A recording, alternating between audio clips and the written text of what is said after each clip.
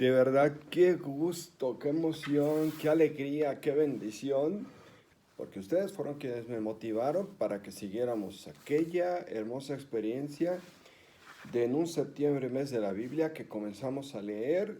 Y miren, hoy vamos a terminar la lectura del Antiguo Testamento con este hermoso libro de la sabiduría. Esta es nuestra clase o sesión 453. Y leemos finalmente los capítulos 17 y 19. Padre, Hijo, Espíritu Santo, augusta y santa Trinidad, un solo Dios, te proclamamos, te reconocemos, te glorificamos, te adoramos y no te abandonamos.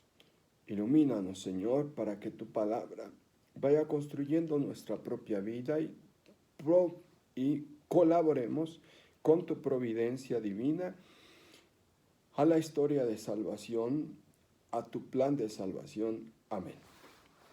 Bien, con el solecito que he batallado un poquito, pero bendito sea Dios por el sol.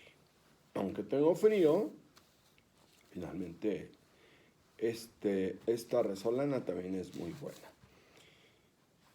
Capítulo 17 del libro de la sabiduría. Tus juicios son grandiosos e inexplicables, por eso las almas que no aprenden se extraviaron. Pensaban los malvados que oprimían a la nación santa, mientras ellos permanecían prisioneros de las tinieblas en el calabozo de una larga noche, recluidos bajo sus techos, excluidos de la eterna providencia, creían pasar inadvertidos con sus pecados encubiertos bajo el tupido velo del olvido. Pero fueron dispersados, presa de un terrible miedo, sobresaltados por visiones, porque ni el rincón que los escondía los salvaguardaba del miedo. Retumbaban a su alrededor ruidos aterradores, y se les aparecían tétricos fantasmas de lúgubres rostros. No había fuego bastante para iluminarlos, ni el resplandor brillante de los astros lograban iluminar aquella noche siniestra. Para ellos brillaba solamente una fogata espeluznante que ardía por sí sola, y era tal el miedo que cuando la visión desaparecía de su vista, todavía les parecía más terrible. Los trucos de la magia habían fracasado, y su alarde de la ciencia sufría un descalabro vergonzoso, porque los que se comprometían a expulsar del alma enferma terrores y sobresaltos, padecían ellos mismos un pánico ridículo, aunque nada inquietante les metiera miedo. Horrorizados por el paso de las alimañas y el silbido de reptiles, sucumbían temblando, negándose a mirar el aire del que nadie puede escapar, pues la maldad de por sí es cobarde y se condena a sí misma. Acorralada por la conciencia, se imagina siempre lo peor, porque el miedo no es otra cosa que la renuncia a los auxilios que da la reflexión. Siendo menor la esperanza, más grave se le hace la causa de la tortura. Durante aquella noche insoportable, salida de los rincones del impotente abismo. Sí. Mientras dormían al mismo sueño, los perseguían monstruosos espectros. Al darse por vencidos quedaban paralizados, porque los invadió un miedo repentino, inesperado, así todo el que allí caía, quien quiera que fuese, quedaba encarcelado, recluido en una prisión sin barrotes, fuese labrador o pastor u obrero, que trabajara en lugares solitarios. Sufría sorprendido el castigo inevitable, porque a todos amarraba la misma cadena de tinieblas. El silbido del viento, el canto melodioso de las aves en la espesura de las ramas, la cadencia del agua fluyendo impetuosa, el golpe seco de las rocas al precipitarse, la invisible carrera de los animales retozando, el rugido de las bestias más feroces, el eco retumbante en las cavernas de los montes los dejaba paralizados de terror. El mundo entero, iluminado por una luz radiante, se entregaba sin trabas a sus tareas. Sobre ellos solo se cernía una noche agobiante, imagen de las tinieblas que los esperaba, pero ellos eran para sí mismos más insoportables que las tinieblas. Capítulo 18. Tus santos, en cambio, tenían una luz magnífica. Los otros que oían sus voces sin ver su figura, los felicitaban por no haber padecido. Les daban las gracias porque no se quitaban de los malos tratos recibidos, y pedían perdón por haber estado enemistados. Entonces les proporcionaste una columna de fuego que los guiara en el viaje desconocido, y un sol inofensivo para su viaje glorioso. Los otros merecían quedarse sin luz, prisioneros de las tinieblas, por haber tenido recluidos a tus hijos, que iban a transmitir al mundo la luz incorruptible de tu ley. Cuando decidieron matar a los niños de los santos y se salvó uno, solo abandonado, en castigo les arrebataste sus hijos en masa y los eliminaste a todos juntos en las aguas enfurecidas. Aquella noche se les anunció de antemano a nuestros padres para que tuvieran ánimo, al conocer con certeza la promesa de que se fiaban. Tu pueblo esperaba ya la salvación de los justos y la perdición de los enemigos. Pues con una misma acción castigabas a los adversarios y nos honraban llamándolos a ti.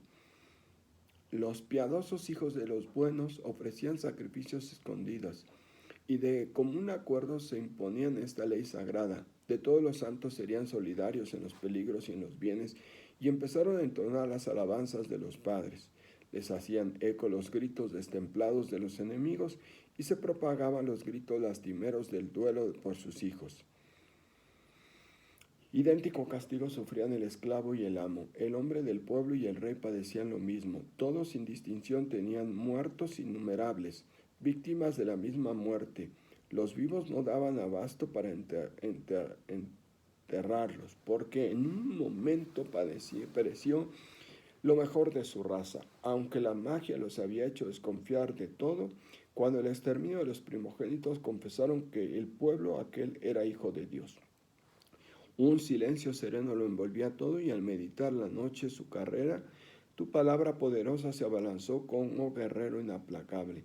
Desde el trono real de los cielos al país condenado, llevaba la espada afilada de tu orden terminante. Se detuvo y lo llenó todo de muerte, pisaba la tierra y tocaba el cielo. Entonces de repente los sobresaltaron terribles pesadillas, los asaltaron temores imprevistos. Tirados medio muertos, cada uno por su lado, manifestaban la causa de su muerte, pues sus dueños turbulentos los habían prevenido para que no perecieran sin conocer el motivo de su desgracia.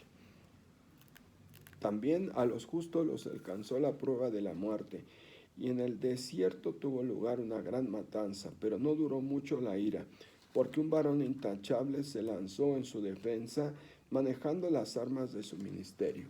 La oración y el incienso expiatorio hizo frente a la cólera y puso fin a la catástrofe, demostrando ser ministro tuyo. Venció la indignación no a fuerza de músculos ni empuñando las armas, sino que rindió con la palabra al que traía el castigo, recordándole los pactos y promesas hechos a los padres. Cuando ya se amontonaban los cadáveres, unos encima de otros, se plantó en medio y atajó el golpe, cortándole el paso hacia los que aún vivían, pues en su vestidura de tela estaba el mundo entero, y el esplendor de los padres, y en las 4 hileras de piedras talladas, y tu majestad en la diadema de su cabeza. Ante esto el exterminador retrocedió atemorizado. Una sola prueba de tu ira bastaba. Último capítulo del libro de sabiduría del Antiguo Testamento, capítulo 19. Pero sobre los impíos descargó hasta el fin una ira despiadada, porque Dios ya sabía lo que iban a hacer, que los dejaría marchar y los apurarían para que se fueran, pero luego, cambiando de parecer, los perseguirían. En efecto, antes de terminar los funerales, llorando junto a las tumbas de los muertos, tramaron otro plan insensato, y a los que habían expulsado con súplicas los perseguían como fugitivos. Hasta este extremo los arrastró una merecida fatalidad, y los hizo olvidarse del pasado, para que complementaran con un nuevo castigo lo que a sus tormentos faltaba. Y mientras tu pueblo realizaba un viaje sorprendente, toparon ellos con una muerte insólita, porque la creación entera, cumpliendo tus órdenes, cambió radicalmente su naturaleza para guardar sin daño a tus hijos. Se vio la nube dando sombra al campamento, la tierra firme surgiendo donde antes había agua, el mar rojo convertido en camino despejado, y el violento oleaje hecho una llanura verde. Por allí pasaron en conformación compacta los que iban protegidos por tu mano, presenciando prodigios asombrosos. Retozaban como potros y saltaban de alegría como corderos, alabándote a ti, Señor, su libertador. Aún tenían en la memoria todo lo del destierro, como la sangre y no los animales produjo mosquitos, como en vez de especies acuáticas el río vomitó cantidad de ranas. Más tarde vieron también un nuevo modo de nacer los pájaros, cuando acuciados por el apetito pidieron delicados manjares, pues para satisfacerlos salieron codornices del mar. Y a los pecadores los sobrevivieron los castigos, no sin el previo aviso de retumbantes truenos. Justamente sufrían por sus propios delitos, por haber odiado cruelmente a los extranjeros. Si hubo quien negó la hospitalidad de unos visitantes desconocidos, pero estos esclavizaron a unos extranjeros que eran bienhechores. Más aún, ¿qué castigo no les tocará a aquellos? Por haber recibido hostilmente a los extranjeros. Pero estos, después de agasajarlos a su llegada, cuando tenían ya los mismos derechos, los maltrataron con trabajos inhumanos, y también los hirió la ceguera, como aquellos otros a la puerta del justo, cuando envueltos en una densa oscuridad buscaban a tientas la entrada de su casa. Los elementos se atemorizan entre sí, como el arpa, los sonidos modifican la clase del ritmo, conservando siempre el mismo tono. Y esto es lo que puede deducirse de lo que pasó, pues los seres terrestres se volvían acuáticos y los que nadaban se paseaban por la tierra. El fuego acrecentaba su propia fuerza en el agua, y el agua olvidaba su poder de apagar. Las llamas, por el contrario, no quemaban las carnes de los débiles animales que por ahí merodeaban, ni derretían aquella especie de manjar divino, cristalino y soluble, porque en todo, Señor, has engrandecido y glorificado a tu pueblo, y nunca en ningún lugar dejaste de asistirlo y socorrerlo. Palabra de Dios. Qué hermosa esta última oración.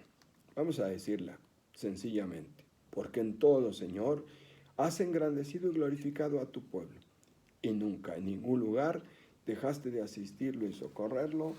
Amén. Bien, vamos a las notas de pie de página. Recuerden, por favor, que en el Nuevo Testamento vamos a trabajar de otra manera, así que estén muy preparados. Capítulo 17, versículos 1 al capítulo 18, versículo 4. Juicio de las tinieblas. El pasaje recordado ahora por el libro de la sabiduría es la plaga de las tinieblas de Egipto. Éxodo 10, 21 al 23. Conclusión. Mientras los egipcios eran presa de las tinieblas, los israelitas eran guiados por la columna de fuego. Igual que ocurre en otros lugares de esta obra, también aquí el relato bíblico del Éxodo está enriquecido con muchos detalles provenientes de leyendas judías y explicaciones rabínicas, con el fin de actualizar el mensaje de estos acontecimientos que vemos claramente en algunas ocasiones, como el capítulo 17, versículos 1 al 3, y 11 y 13, y el capítulo 18, versículo 4. Capítulo 18, versículos 5 al 19, juicio de los primogénitos. Con la misma técnica que los pasajes anteriores, ahora se establece la correspondencia entre la 10ª plaga del Éxodo y la salida de los israelitas del país, en castigo por su decisión de matar a los primogénitos. Éxodo 1, 22, 2, 10. Los egipcios serán condenados a perder los suyos. Éxodo 11, 4 al 6, 12, 29 al 32. Así entendieron que Israel era hijo de Dios. Capítulo 18, versículo 20 al 25. Expiación. En este apartado sigue el modo de expiación anterior. Se recoge el relato de las plagas de los israelitas sufrieron en el desierto. Números 16, 44 al 50. No se está haciendo un paralelo con los egipcios, sino que precisamente se destaca la diferencia. La plaga no se prolongó gracias al sacerdote Aarón. Es interesante la descripción de las vestiduras sacerdotales de Aarón, pues se entremezclan por un lado la tradición bíblica, por ejemplo, las 4 hileras de piedras talladas simbolizan las tribus o los patriarcas. Éxodo 28, 15 al 21. Y la diadema, la grandeza de la dignidad sacerdotal. Éxodo 28 al 36. Y por otro lado, la tradición judía. Para esta, la túnica era el cielo, el ceñidor el océano, y los broches de los hombros el sol y la luna. La historia del pueblo bíblico está llena de fracasos e infidelidades. Lo más sorprendente es que siempre es Dios quien toma la iniciativa para que la relación se restablezca. Capítulo 19, versículos 1 al 12. Juicio del Mar Rojo. El relato del paso del Mar Rojo de Éxodo 14, tantas veces recordado por la Biblia, es aquí presentado con cierto aire apocalíptico, versículo 1, como el colmo del castigo que los egipcios sufrieron con la última plaga. Aquí se destaca cómo el paso del Mar Rojo provocó una nueva creación. Así, por ejemplo, las funciones que al principio Dios asignó a la tierra o al agua, versículo 1, adquirieron nuevas formas, destacándose de este modo el poder del Creador, favoreciendo siempre a su pueblo.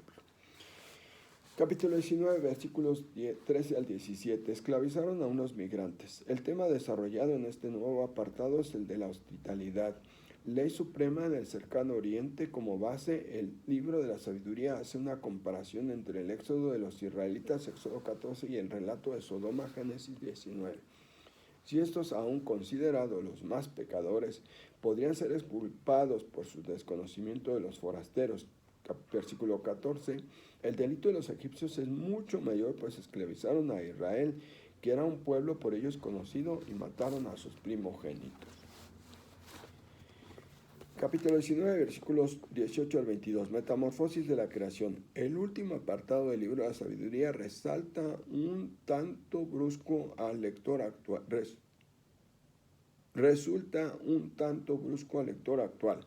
Algunos investigadores opinan que ese final obedece a esquemas numéricos muy típicos de este tipo de escritos. Como final, sin embargo, ilustra muy bien el itinerario seguido por el libro de la sabiduría. Actualización, con la ayuda de la tradición y del pensamiento filosófico contemporáneo de los acontecimientos del pasado del pueblo de Israel. En este caso nos encontramos con el primer intento de explicar los milagros bíblicos a la luz de la idea griega de la armonía cósmica, para dar respuesta a la nueva situación expresada paradigmáticamente en el último versículo. Las últimas palabras del libro de sabiduría: porque en todo, Señor, has engrandecido y glorificado a tu pueblo, y nunca en ningún lugar dejaste de asistirlo y socorrerlo. ¿No es acaso el mensaje o la experiencia a la que estamos llamados todos los creyentes? ¿No es también nuestro compromiso? Gracias, felicidades, qué emoción, qué gusto, qué alegría.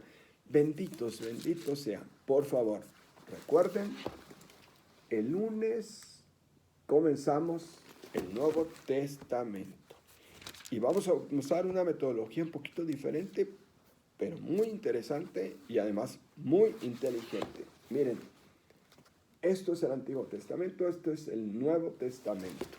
Ya concluimos. Yo pienso que el próximo año, posiblemente hacia estas fechas, ya hemos terminado de leer toda la Biblia. Benditos sean por siempre. Muchas gracias por darme la oportunidad de acompañarlos en esta aventura, en esta maravillosa e increíble experiencia de leer la palabra de Dios, como todo libro, del principio hasta el final. Gracias.